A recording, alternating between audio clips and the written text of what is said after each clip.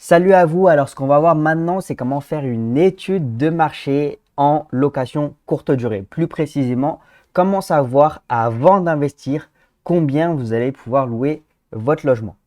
Donc première chose pour l'étude de marché, on va aller visiter le site du groupe Accor. Alors pourquoi on va visiter le groupe Accor? Tout simplement parce que c'est le principal leader en France puisque c'est le premier groupe hôtelier en Europe et c'est également le sixième à l'échelle mondiale. Donc si Accor est présent dans une ville, ça veut dire que potentiellement vous allez pouvoir investir dans cette ville. Alors quels sont les hôtels du groupe Accor? Ce sont les hôtels Ibis, Novotel, Mercure, etc. Donc là, on va aller voir dans le site. Alors aujourd'hui, pour la présentation, ce que je vais faire, c'est que je vais vous présenter la ville de Goussainville. Donc, hop, je vais taper la ville de Goussainville. Je vais taper sur recherche. Et comme vous pouvez le voir, on a des hôtels du groupe Accor qui sont présents.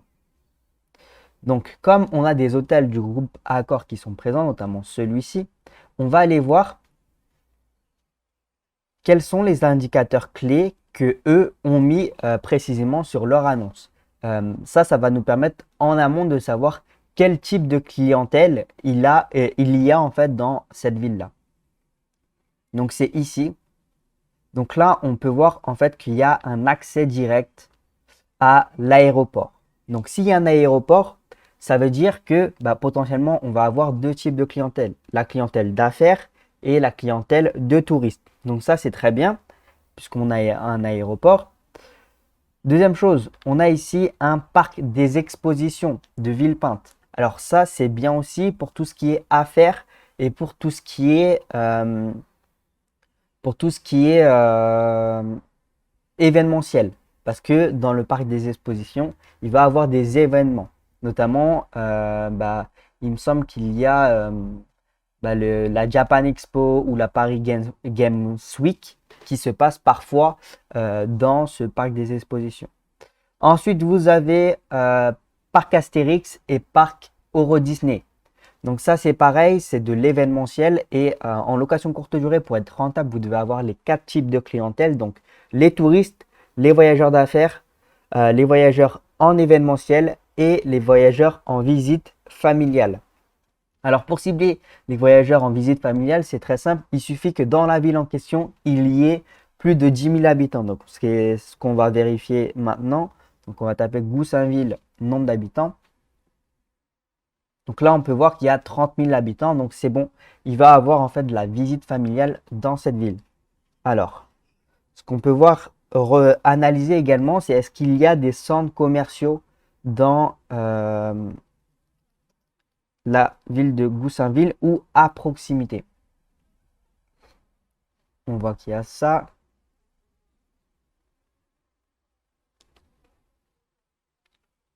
On grandit. Alors,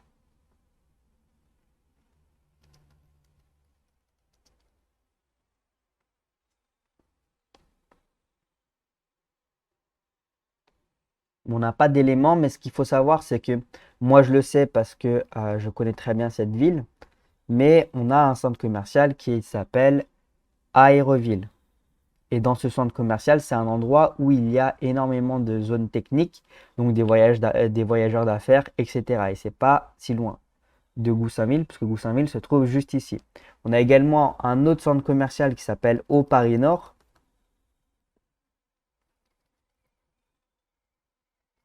qui est pas trop loin non plus. Et pareil, vous avez tout ce qui est zone technique, entreprise, etc. Donc voilà, là, tout est validé pour faire de la courte durée dans cette ville. Alors, ça, on s'en fout. Donc voilà, tout est validé pour faire de la location courte durée dans cette ville. Ce qu'on va maintenant analyser, c'est quels sont les chiffres que va nous rapporter un logement en courte durée.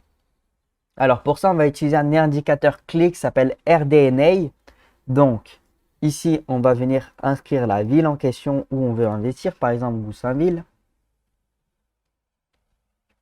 Alors, dans grâce à RDNA, on va pouvoir analyser plusieurs choses. Si déjà c'est intéressant d'investir dans cette ville, là on a un chiffre qui est A, donc c'est très bien d'investir dans cette ville. Ici, on va pouvoir analyser le taux d'occupation. Donc là, c'est le taux d'occupation en fait des 25% des meilleures annonces sur le marché. Donc vous voyez, ils ont relativement des taux d'occupation ultra intéressants. Mais en réalité, nous, ce qui va nous intéresser, ce n'est pas le taux d'occupation parce que ça n'a pas énormément d'importance. Ce qui va avoir de l'importance, c'est les revenus tirés en fonction de ce taux d'occupation-là. Donc, on va aller regarder les revenus tout simplement. Donc, on va sélectionner les 25 meilleures annonces. Donc, là, on peut voir l'état, combien ça se loue environ. Mais nous, on va aller beaucoup plus précis que ça. On va aller analyser sur un bien en particulier à combien en fait les logements qui sont sur le marché chiffrent. Donc là, très simplement, on va aller ici. Et moi, je vais aller cibler par exemple un T2. Donc un logement avec une chambre. Voilà. Ici, je peux même cibler jusqu'à combien de personnes le logement peut accueillir. Donc là, on va aller voir pour un logement qui peut accueillir jusqu'à 4 personnes, ce qui est généralement le cas dans un 2 pièces, puisqu'on va pouvoir mettre un canapé convertible par exemple dans la pièce salon et on va pouvoir mettre un lit dans la chambre. Hop, donc voilà, là on a tous les revenus à partir de juin 2018. Hop, vous voyez 1192, 1368 et à partir de janvier. Donc nous, ce qu'on va faire, c'est qu'on va analyser les prix à partir de janvier 2019. Donc pour ça, c'est très simple. J'avais déjà fait les calculs en amont. Donc là, vous pouvez voir, c'était janvier 842. Donc là, c'est ce qu'on voit ici. Janvier 842, février 837, février 837, mars 1290, ainsi de suite, ainsi de suite. On a tous les tarifs, enfin tous les tarifs, pardon, tous les revenus tirés des loueurs sur le marché. Et là, en faisant tous les calculs, j'ai vu que en 2019, les revenus mensuels des 25% pardon, des meilleures annonces sur le marché encaissés pour un 2 pièces environ 1000 € par mois. Donc, on va voir maintenant l'année 2020. Et ici, en fait, c'est le premier confinement du Covid. Ici, c'est le deuxième confinement et c'est pour ça que je vais vous montrer, au final, ça a été plus rentable. L'année du Covid n'a pas vraiment eu un impact justement sur ça puisque ça a augmenté les revenus des personnes. Donc là, on peut voir à partir d'ici, donc janvier 1297, février 1067, là un pic en mars.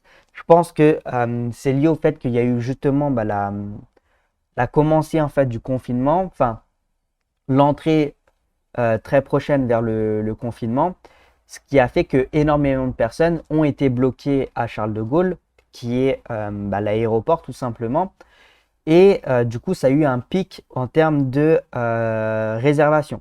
Et juste après ce pic-là, comme vous pouvez le voir, on va avoir une énorme baisse suite au Covid. Mais parce qu'il y a eu un confinement, etc. Mais après, très progressivement, ça a remonté logiquement de manière... et les revenus ont été lambda à peu près, même plus élevés que la normale en règle générale, comme vous avez pu le voir ici. Donc vous voyez, donc en 2020, donc c'était déjà beaucoup plus intéressant. Et en 2021, ça a même encore augmenté. Après, en 2021, on n'a pas toutes les données puisque ça s'arrête jusqu'en mai ici, 741 €. Donc voilà, je vous ai montré comment faire une étude de marché sur les revenus en location courte durée. Si vous voulez en apprendre plus sur comment réaliser des investissements de haut rendement, ce que je vous invite à faire, c'est d'aller regarder la masterclass que j'ai créée qui va vous expliquer en fait la méthode qu'utilisent les personnes qui parviennent à devenir rentier immobilier en moins de 3 ans. Pour ça, vous avez juste à cliquer sur le lien qui va s'afficher soit en dessous ou soit au-dessus. Et sur ce, je vous souhaite une excellente journée à vous. Ciao, ciao!